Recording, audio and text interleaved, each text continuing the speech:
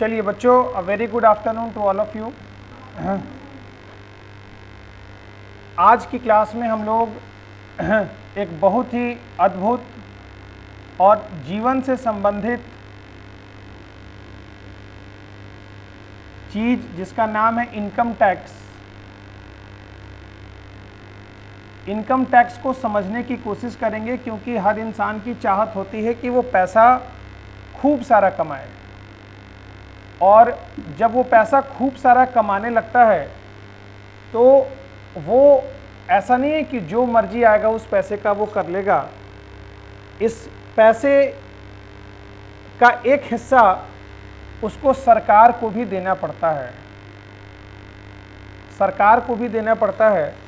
तो इससे सारे के सारे संबंधित नियम आपको इस वाली किताब इनकम टैक्स में समझने को मिलने वाला है। The most interesting book for graduation students, the most important, most easy, most practical, क्योंकि ये रियल लाइफ में भी इसका 100% इस्तेमाल होने वाला है। जो लोग भी बीकॉम के स्टूडेंट्स हैं, जो लोग भी इनकम टैक्स से संबंधित काम करते हैं, आप इन फ्यूचर करोगे, उन सभी चीज़ों में ये चैप्टर आपको बहुत ही ज़ोरदार मदद करने वाला है। फिलहाल हम लोग सबसे पहले इस पेपर की जो 100 मार्क्स का आपके एग्ज़ाम में आता है, पिछली क्लास में हम लोगों ने इस पर चर्चा शुरू की थी, लेकिन बात थोड़ी सी अलग होने लगी, इसलिए रह गया।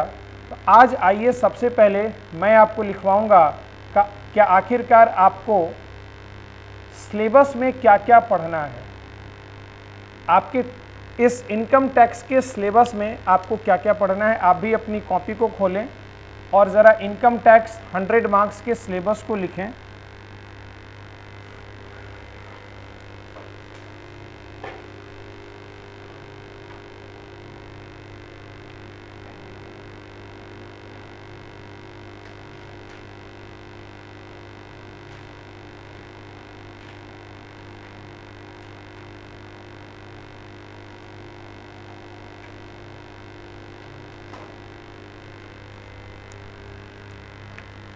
सबसे पहला जो हमारा चैप्टर होगा वो होगा इंट्रोडक्शन,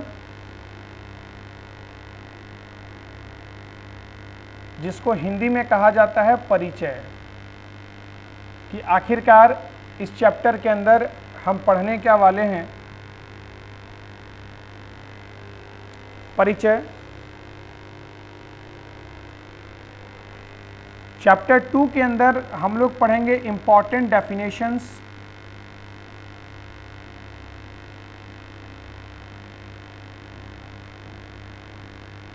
महत्वपूर्ण परिभाषाएं, important definitions.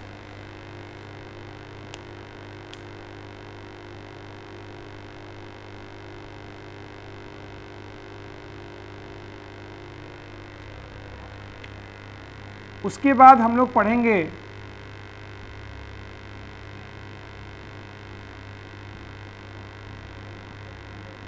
Residential scope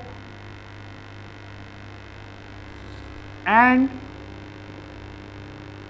tax liability, residential scope and tax liability.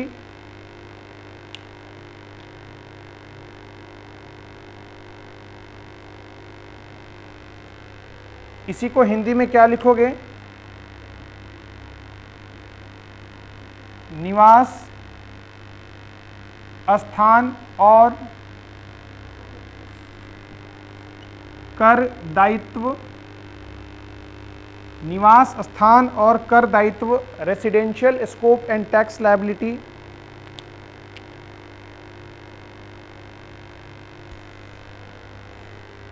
ये जानने के बाद हम लोग अपने एक मेजर सेगमेंट को शुरू करेंगे,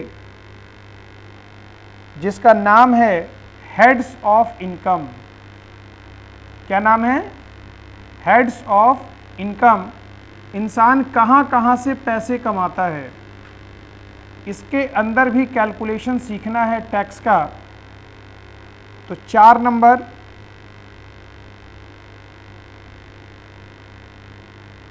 income from salaries, income from salaries,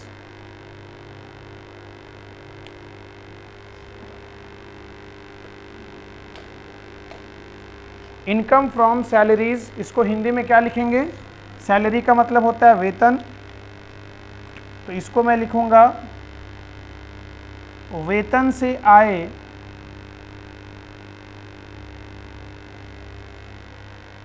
वेतन से आए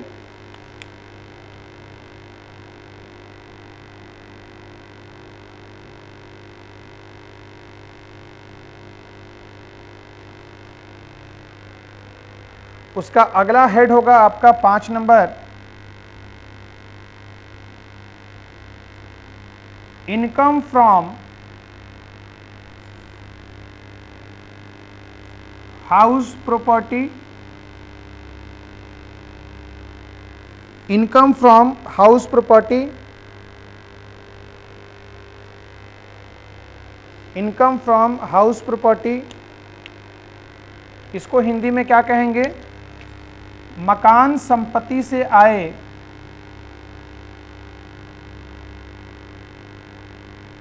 मकान संपत्ति से आए income from house property.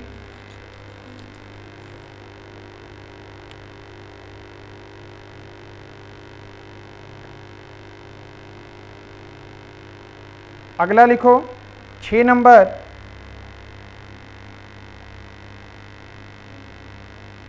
Profit and gains from business and profession, profit and gains from business and profession.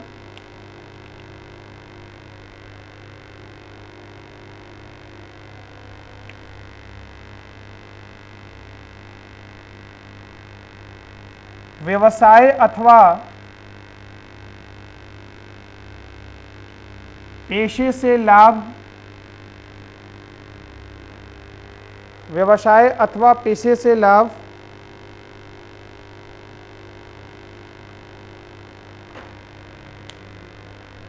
8 number लिख लो,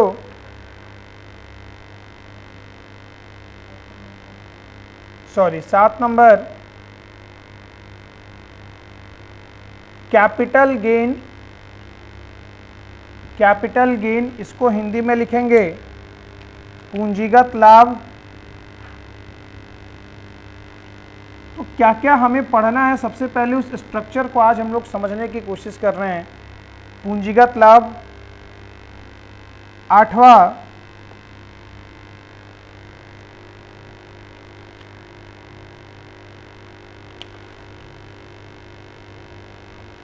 एक दो तीन चार, और लास्ट लिख low income from other sources, income from other sources, इसको हिंदी में लिखूंगा अन्य साधनों से आए, अन्य साधनों से आए, इनकम फ्रॉम अदर सोर्सेज, अन्य साधनों से आए।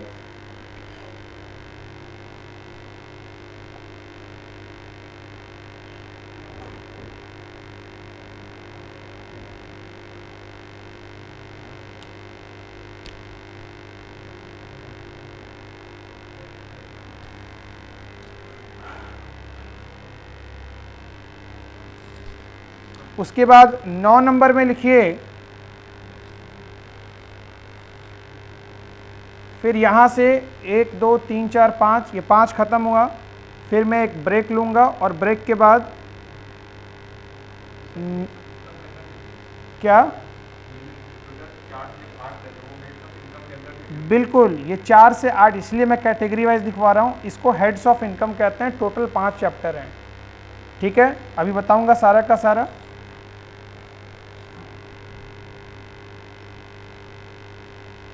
एग्जेम्प्टेड इनकम,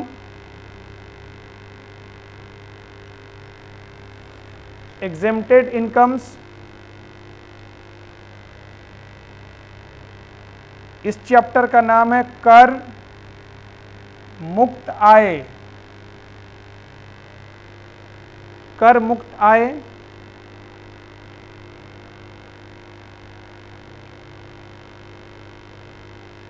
और 10वां चैप्टर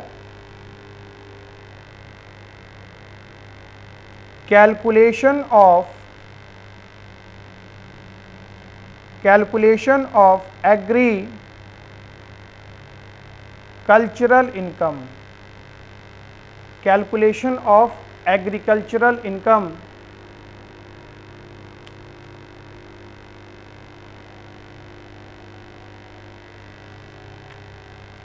इसको लिखेंगे कृषि आय की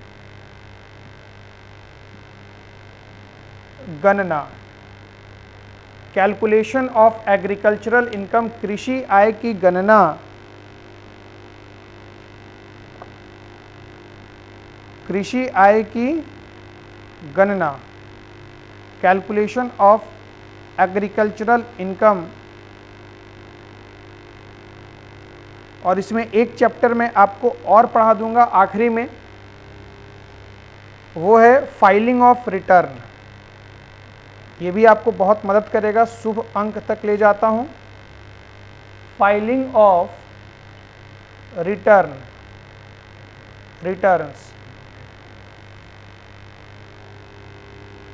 फाइलिंग ऑफ रिटर्न।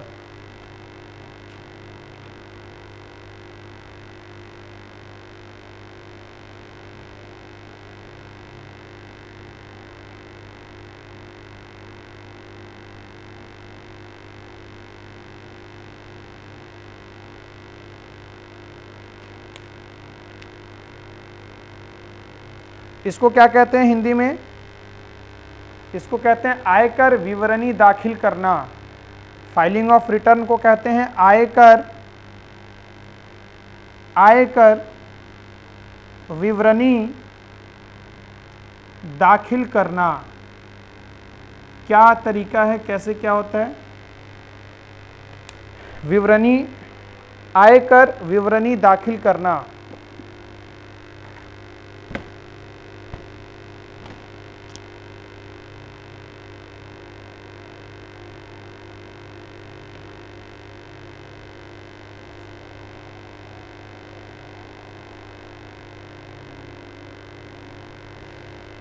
बस इतना कुछ है आपके इस इनकम टैक्स के सेगमेंट में, और ये थोड़ा कुछ नहीं, ये लगभग ऑलमोस्ट सभी चीज़ों को कवर अप कर रहा है अगर आप ध्यान से देखें तो।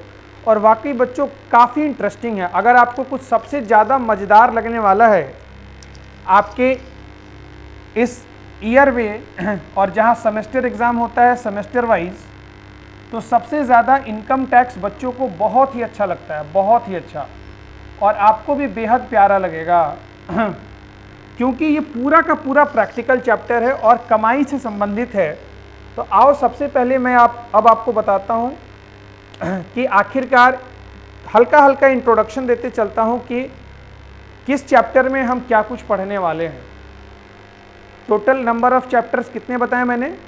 11 चैप्टर, और इन्हीं 11 चैप्टर में पूरा का पूरा हमारा इनकम टैक्स हम सभी लोगों को कवर करना है।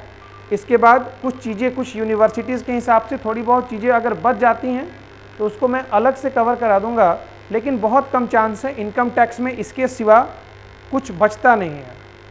खैर आओ इधर, इंट्रोडक्शन में मैं आपको बताऊंगा कि आखिरकार टैक्स होता क्या है, टैक्स देना किसको पड़ता है, टैक्स कब दिया जाता है, इंपॉर्टेंट डेफिनेशंस लिखवाऊंगा, residential scope and tax liability. कौन इंसान टैक्स देने के लायक है भारत में? क्या वही जो भारत में रह रहा है, क्या वही टैक्स देगा? क्या वो इंसान जो भारत में रहता नहीं है लेकिन भारत में आया, पैसा कमाया और चला गया, तो क्या उसको हम फ्री फंड में जाने देंगे? क्या इंसान भारत में रहता तो है परंतु कमाता नहीं है, कमाता है तो कम कमाता है? तो रेसिडेंशियल स्कोप का मतलब हुआ कि हम इसमें पहचानने की कोशिश करेंगे कि कोई इंसान कब भारत का निवासी माना जाता है, कब भारत का समान निवासी माना जाता है और कब नहीं माना जाता है। बहुत ही मज़ेदार चैप्टर। और अगर कोई भी इंसान एक बार भारत का निवासी हो गया तो फिर भारत में लागू सारे नियमावली को उसको क्या करना पड़ेगा, फॉलो करना पड़ेगा। तो सरकार चाहती है कि ज़्यादा से ज़्यादा लोगों को भारत का क्या बना दिया जाए, निवासी बना दिया जाए। और ध्यान रहे, मैं नागरिक नहीं कह रहा हूँ, हाँ, भारत नागरिक नहीं बनाना चाहती है, क्या बनाना चाहती है, निवासी। निवासी और नागरिक में फ़र्क होता है, सिटीजन और resident. There is a huge difference between citizen and resident. तो सरकार क्या चाहती है, नागरिक या निवासी, निवासी चाहती है। हम सब भारत में रह रहे लोग भारत के क्या हैं, जोर से आवाज़ नहीं आ रही है, निवासी हैं। क्या हम नागरिक नहीं हैं? हैं? आप नहीं हैं नागरिक? हैं नागरिक। हम सब भारत के नागरिक हैं और नागरिक होने के साथ साथ हम भारत के निवासी भी हैं। लेकिन अगर कोई विदेश से, डोनाल्ड ट्रंप अगर भारत आता है और समय बिताता है तो कितना भी होगा तो भारत का निवासी तक कहला सकता है। अगर बहुत दिन यहाँ रह गया, उसका क्राइटेरिया है कि कब हम किसी को निवासी मानेंगे, नागरिक नहीं, निवासी। क्या मानेंगे, निवासी। नागरिकता हर सरकार देती है, अपने मन से देती है, स्वेच्छा से देती है, जिसको देने की इच्छा होती है, ठीक है। नागरिकता, जैसे अभी पाकिस्तान से वो लेडी आई है, वो क्या मांगते फिर रही है, नागरिकता मांगते फिर रही है। इसका मतलब नागरिकता के कुछ जरूर अलग अधिकार हैं और निवासी के लिए उसको भीख नहीं मांगना पड़ेगा, वो केवल भारत में रह जाए, सरकार उसको अपने आप निवासी बना देगी। क्योंकि जिसको निवासी बना दिया उससे भारत टैक्स उसको देना ही पड़ेगा भारत के अंदर। तो वो उसका स्टेटस क्या है उसको हम जानने की कोशिश करेंगे रेसिडेंशियल स्कोप वाले चैप्टर में। उसके बाद इसको कहते हैं मेजर हेड्स ऑफ इनकम या हेड्स ऑफ इनकम आसान भाषा में। आमदनी के कौन कौन से स्रोत हैं भारत के अंदर जहाँ पर लोग जिस माध्यम से पैसा कमा सकते हैं। तो आमदनी के स्रोत कौन कौन से हैं, तो इनकम फ्रॉम सैलरी, या तो इंसान जॉब करेगा और जॉब करके पैसे कमाएगा। तो इंसान अगर वो जॉब कर रहा है, अगर वो नौकरी कर रहा है, तो नौकरी करने वाले पर किस तरीके से टैक्स के नियमावली लगाए जाएंगे, किस तरीके से वो टैक्स पे करेगा। अब हर प्रकार की सैलरी वर्ग के लोग होते हैं, किसी की तनख्वाह सालाना 4 लाख से कम होती है, 5 लाख से कम होती है, किसी की 10 लाख से कम होती है, कोई 10 लाख से ऊपर भी कमाने वाला है। तो टैक्स सिस्टम क्या है, सैलरी वाले लोग टैक्स आखिरकार बचाएंगे कैसे, ये सबसे बड़ा सवाल है। भारत सरकार के लिए सबसे आसान है टैक्स लेना सैलरी वाले लोगों से, जो लोग नौकरी करके पैसा कमा रहे हैं। इनकी तनख्वाह से सरकार पहले ही टैक्स का पैसा काट लेती है, जिसको कहते हैं टीडीएस। क्या कहते हैं, टैक्स डिडक्टेड एट सोर्स। क्या कहा जाता है, TDS, tax deducted at source. एक ये भी चैप्टर है, हो सकता है कई यूनिवर्सिटी के सिलेबस में अलग से हो टीडीएस, तो जहाँ होगा उसको अलग से कवर कराऊंगा। फिलहाल मैक्सिमम यूनिवर्सिटीज़ में टीडीएस का चैप्टर नहीं कवर अप करना है, बेसिक होगा बताऊंगा, ठीक है। तो सैलरी वाले लोग कहाँ कहाँ टैक्स का पैसा बचा सकते हैं। सरकार ने ऐसी बहुत सारी स्कीम निकाली है जहाँ पर आप टैक्स को बचा सकते हैं। क्या कर सकते हैं, बचा सकते हैं। अच्छा, एक चैप्टर में चाहूँ तो आपको और लिखवा सकता हूँ, डिडक्शंस अलग से, या इन्हीं में कवर अप करा दूंगा। 11 नंबर है, खैर चलो हेडिंग नहीं दिलवाता हूँ, जगह छोड़ देना, वैसे होगा तो डिडक्शन ऑफ इनकम भी लिखवा दूंगा, एटीसी के और भी कई सारे डिडक्शंस चैप्टर 6A के, या लिख लो 11 नंबर के बाद 12 नंबर लिखो, deductions under chapter 6A, deductions under chapter, ऐसे लिखेंगे 6A, deductions under chapter 6A, deduction under chapter 6A।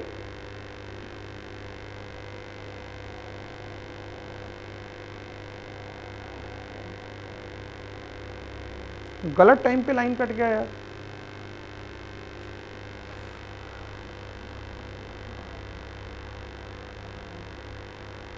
Deduction under chapter 6A,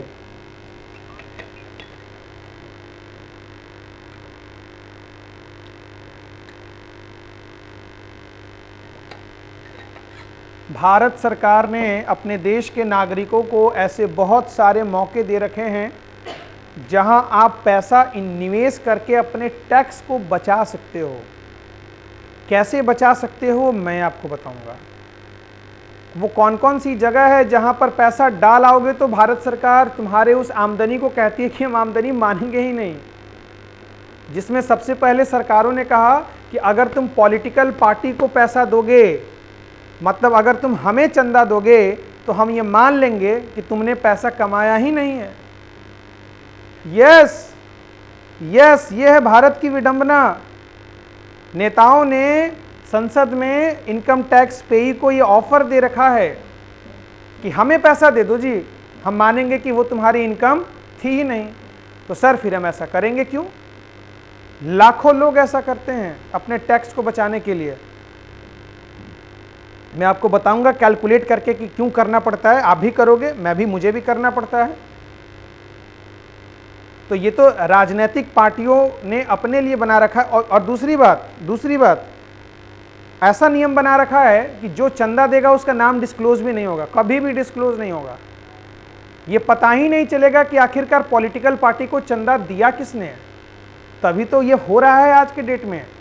BJP इतनी लार्जेस्ट पार्टी बन गई, इतना खर्चा करती है इलेक्शन में, पैसा कौन दे रहा है पता ही नहीं है।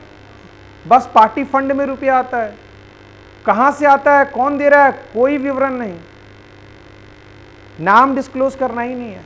Without disclosure of name you can also contribute to the fund of political parties and that such income वो क्या होंगी, एग्जेम्प्ट फ्रॉम टैक्स, उसको आमदनी नहीं माना जाएगा।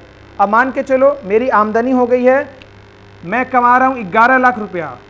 एक बात बताता हूं उदाहरण के तौर पर, मुझे पता है कि 9,90,000 तक मैं अगर रुपया कमाऊंगा तो मुझे टैक्स देना होगा। फॉर एग्जाम्पल, उदाहरण के लिए बता रहा हूं, मान के चलो 50,000 रुपये कितने देने होंगे। और अगर मैं 11 लाख रुपए की आमदनी दिखा रहा हूं तो मुझे टैक्स देना पड़ रहा है 90,000 रुपये। कितना देना पड़ रहा है? 90,000 रुपये। कितना देना पड़ रहा है? 90,000। या मैं ज़्यादा दिखा रहा हूँ, लो ये 990 है ना, ये 11 लाख है, इसको मैं 10,50 कर देता हूँ, 10,50,000। 10,50 पर मुझे टैक्स देना है, मान के चलो 1.25 लाख रुपए। कितना देना है? 1.25 लाख रुपए। अगर इनकम 990 दिखाऊंगा तो 5,50,000, और अगर मैं अपनी एक्चुअल इनकम दिखाऊंगा तो 1.25 लाख रुपए टैक्स देना है। इस दोनों अमाउंट में टैक्स में कितना फर्क है? 1,25 में से 50 घटा लो, 75,000 का फर्क है। अच्छा, 75,000 का फर्क है, और मेरी इनकम में कितने का फर्क है? अगर 990 और 10,50 कितने का फर्क है? 60,000। कितने का फर्क है? अब एक बात बताओ, 60,000 की एडिशनल इनकम पर तुम्हें टैक्स एक्स्ट्रा कितना देना पड़ रहा है? 75,000 रुपए। बात को ध्यान से समझना, 60,000 की एक्स्ट्रा आमदनी पर तुमको टैक्स कितना देना पड़ रहा है? 75,000 रुपए। अब तुम चाहोगे कि अपनी इनकम को घटाना, और घटा के कितना दिखाना? 990। पॉलिटिकल पार्टी मुंह खोल के बैठी है, कहती है काम करो, ये 60,000 रुपये ला के हमको दे दो, तुम्हारा 75,000 रुपया टैक्स बच जाएगा। बात समझे? अगर तुम पॉलिटिकल पार्टी को 60,000 रुपया दे दोगे तो नियम ऐसा बना है कि वो 60,000 रुपया तुम्हारी आमदनी मानी ही नहीं जाएगी। तो मानी ही नहीं जाएगी तो 10,50 में से 60 घट गया ना, तुम्हारा आमदनी कितना हो गया? 990। और 990 में से तुम्हारा टैक्स 75,000 बच गया। 60,000 गया तो गया, 15,000 बचा तो सही। और पॉलिटिकल पार्टी के नज़र में अलग आ गया, चंदा देते हैं बीजेपी को, अरे इनकी बात पहली मानी जाएगी। हाँ, ये हमारे पार्टी के डोनर हैं। मोतिहारी में कितने लोग चंदा देते हैं? बहुत सारे लोग भर भर के देते हैं। नाम भी बन गया, टैक्स भी बच गया। बात समझ रहे हो? तो इस तरीके से कैलकुलेटिव इनकम करके हमको टैक्स बचाना पड़ता है। ये तो मैंने एक उदाहरण बताया। ऐसे भारत सरकार ने बहुत सारी अच्छी अच्छी स्कीम भी लाई है जहाँ आप टैक्स बचा सकते हो। आप अपने बूढ़े माँ बाप पर अगर खर्चा करोगे उनके बीमारियों पर, तो उस इनकम को इनकम नहीं माना जाएगा। सरकार ने जानबूझ के किया है। कि लोग टैक्स बचाने के चक्कर में कम से कम बूढ़े माँ बाप पर खर्चा तो करेंगे। बात समझ में आ रहा है? तो ऐसे बहुत सारी स्कीम्स हैं सरकार के पास, जो मैं आपको डिडक्शन अंडर चैप्टर 6 के चैप्टर में बढ़ाऊंगा कि वो कौन कौन सी जगह है जहां एक इंसान टैक्स बचा सकता है। Are you getting my point? ठीक है। अच्छा, तो ये डिडक्शन वाले चैप्टर को मैंने ब्रीफ कर दिया। हेड्स ऑफ इनकम, वे भी आई आपके सिलेबस के हिसाब से वेरी वेरी इंपॉर्टेंट। अगर आपने इसको पढ़ लिया, इन 5 चैप्टर को पढ़ लिया, तो समझो आपका 80% सिलेबस पूरी तरीके से कवर्ड है। फिर आपको कोई नहीं रोक सकता एक्सपर्ट बनने से टैक्स के अंदर। अच्छा, सैलरी वाली इनकम हो गई। क्या लोग घर से पैसा नहीं कमाते? हाउस प्रॉपर्टी, मैंने मकान खरीदा, बनवाया, किराए पर लगा दिया, मेरे 10 मकान हैं, 10 से किराया आ रहा है, इनकम हो रही है कि नहीं हो रही है? अब सरकार मुझसे टैक्स मांगने आई, मैंने कहा कौन सा टैक्स? तुम तो टैक्स सैलरी वाले से लेते हो, मेरी आमदनी तो घर से आ रही है, मैं नौकरी भी नहीं करता। सरकार ने कहा खामोश, तुम्हारे लिए अलग नियम बना रखा है, इनकम फ्रॉम हाउस प्रॉपर्टी। जो लोग घर से पैसा कमाएगा उसको टैक्स, उससे टैक्स कैसे लेंगे? ठीक है। तीसरा, जो लोग बिजनेस करेगा, अब ना मैं जॉब करता हूं ना मेरा मकान है, मुझसे आया मांगने मेरे से, मैंने कहा कौन सा टैक्स भाई? ना मैं जॉब करता हूं ना मेरा मकान है, मैं तो लोगों को सेवा देता हूं, मैं पेशेवर टीचर हूं। क्या हूं? पेशेवर टीचर हूं, मेरा पेशा है पढ़ाना, मेरा पेशा है पैसा लेके पढ़ाना। बात समझ रहे हो? मैंने कहा कौन सा टैक्स? सरकार ने कहा थमो, घबराओ मत, तुम्हारे लिए बेटा अलग नियम बना रखा है, लॉलीपॉप सबके लिए अलग अलग है, कोई बचने का नहीं। तरबूजा कटेगा टैक्स का तो सब में बटेगा, बचेगा कोई नहीं। मैंने कहा मेरे लिए क्या है? तो मेरे लिए सारे नियम बनाए गए हैं, profit and gains from business and profession. अगर केवल बिजनेस को शामिल कर देता तो पेशेवर लोग बच जाते। जैसे डॉक्टर एक पेशेवर डॉक्टर है, टीचर का पेशा होता है, I am a professional teacher, वकील एक प्रोफेशनल है, तो उन सबको टैक्स नहीं कर पाते।